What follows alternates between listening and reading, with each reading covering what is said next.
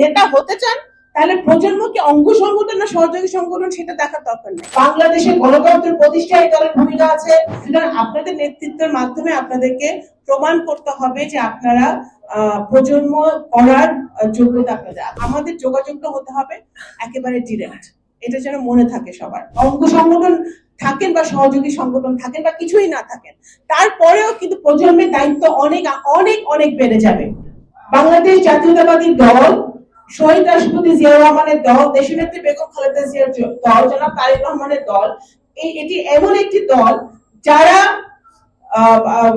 বাংলাদেশের স্বাধীনতার সার্বভৌমত্বে তাদের এই দলের ভূমিকা আছে। বাংলাদেশের সকল উন্নয়নে এই দলের ভূমিকা আছে। বাংলাদেশের গণতন্ত্র প্রতিষ্ঠায় এই দলের ভূমিকা আছে। বাংলাদেশের প্রত্যেকটি মানুষের ভাগ্য উন্নয়নে এই দলের একেবারে সকল স্তরে ভূমিকা আছে। এই দলের আপনারা অঙ্গ সংগঠন বা সহযোগী সংগঠন হতে চাচ্ছেন, আপনাদের নিজেদের নেতৃত্বটাকে আরো বিকশিত করতে হবে যার যার জেলায়, আমি মনে করি।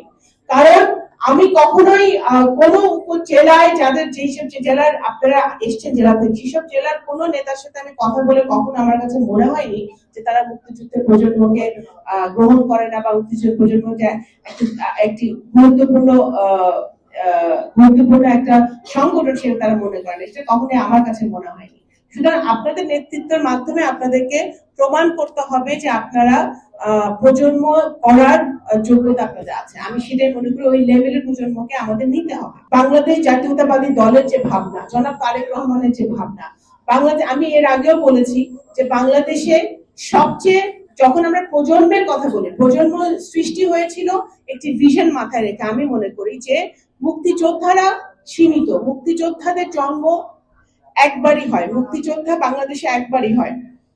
মুক্তিযোদ্ধারা চলে যাবে, ওনারা হয়তো হারিয়ে যাবে, কিন্তু কালের পরিক্রমায় হারিয়ে যাবে, কিন্তু প্রজন্ম বেঁচে থাকবে। আপনারা প্রজন্ম, আপনাদের ছেলেমেয়েরাও প্রজন্ম, তাদের ছেলেমেয়েরাও প্রজন্ম, প্রজন্ম কিন্তু বেঁচে থাকবে। প্রজন্মটাকে শক্তিশালী করার দায়িত্ব আমাদের সবার। এবং বাংলাদেশের বর্তমানে সবচেয়ে বড় যিনি মুক্তিযুদ্ধের প্রজন্ম 1 নম্বর, যিনি বাংলাদেশের গণতন্ত্রের জন্য, স্বাধীনতার জন্য, সার্বভৌমত্বের জন্য সংগ্রাম করে যাচ্ছেন, বাংলাদেশের মানুষের ভাগ্য উন্নয়নের জন্য সংগ্রাম করে যাচ্ছেন, তিনি হচ্ছে দেশনেত্রী বেগম খালেদা জিয়া এবং জনাব শহীদ রাষ্ট্রপতি জিয়াউর রহমানের সন্তান জনাব তারেক রহমান। তিনি সবচেয়ে 1 নম্বরের মুক্তিযুদ্ধের প্রজন্ম।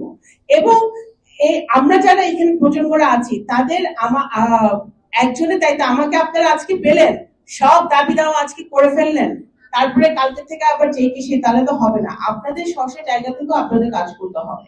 এবং আপনাদেরকে আমি এই যে বারবার বলছিলাম যে তালিকাটা কোথায়, আপনারা সকলে কোনো ভায়া মিডিয়া হয়ে আমার সাথে যোগাযোগের প্রয়োজন নাই। আপনারা সরাসরি আমার সাথে যোগাযোগ রাখতে পারেন, আপনারা সরাসরি আমাকে পরামর্শ দিতে পারেন, এবং আপনারা সরাসরি আমার কাছ থেকে পরামর্শ নিতেও পারেন। আপনাদের আমাদের প্রজন্মের যারা সংগঠনের যারা আছে ঢাকায়, তারা তো আছে, আমাদের কেন্দ্রীয় কমিটি আছে, আমাদের মহানগর কমিটি আছে, তাদের সাথে আপনাদের যোগাযোগ তো আছেই, থাকবে। তারপরেও আপনারা কিন্তু সরাসরি আমার সাথে যোগাযোগ রাখবেন, এবং আমি চাই যে আপনারা রাখেন, কারণ আমি আপনাদের সাথে সরাসরি আপনাদের পরামর্শ, আপনাদের সমস্যাগুলো আমি জানতে পারি। কারণ ফোনে আজ সবসময় সবাই অ্যাভেলেবল, আমরা হয়তো সশরীরে যেতে পারি না, কিন্তু আমরা সবাই কিন্তু ফোনে অ্যাভেলেবল। আপনার সব সমস্যাগুলো যদি আপনি বলেন, পরামর্শ যদি দেন, আমি সাথে সাথেই সমস্যার সমাধান করার চেষ্টা করতে পারি, বা আমার কোনো পরামর্শ থাকলে আপনাদেরকে দিতে পারি।